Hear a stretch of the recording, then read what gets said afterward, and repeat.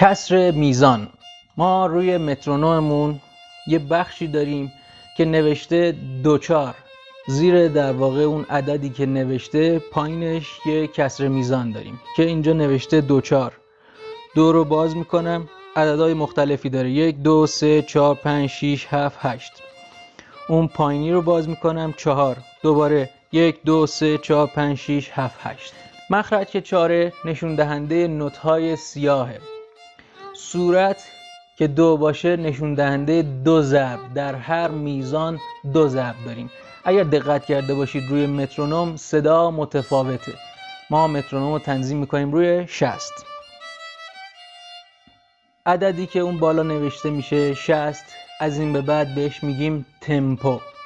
تمپو رو تنظیم میکنیم روی 60 با کسر میزان 2/4. 1 2 1 2 1 2 تا آخر همین رو داریم. سرعتش نه کمتر میشه نه زیادتر تا زمانی که ما بهش دستور ندیم. حالا 2 تا صدا میشنیدیم. صدای اولی نسبت به صدای دومی متفاوت بود. تغییر میدم کسر میزانمو، میام روی 3/4. صورت رو باز میکنم، 3 انتخاب میکنم. پخش میکنم با تمپو 60.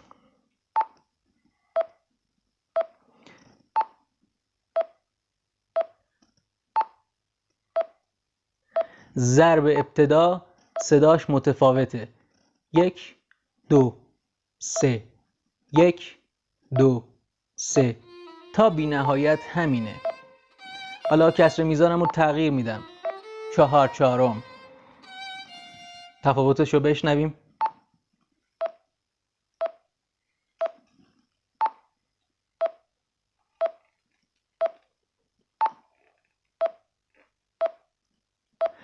ضرب اول همیشه متفاوته برای کسر میزان آخر که 6/8 باشه.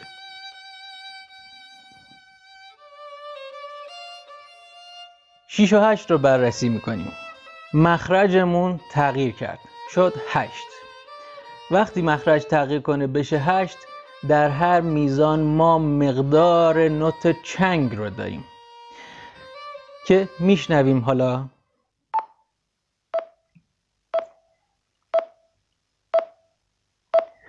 1 2 3 4 5 6 1 2 3 4 5 6. حالا هر کدوم از این بخش ها رو ما روی ساز که عملی انجام بدیم به طور کامل و 100% برامون جا میفته که روی سازی مثل کمونچه که با آرشه با نوت ها رو بنوازیم به چه شکل مترونوم کار میکنه.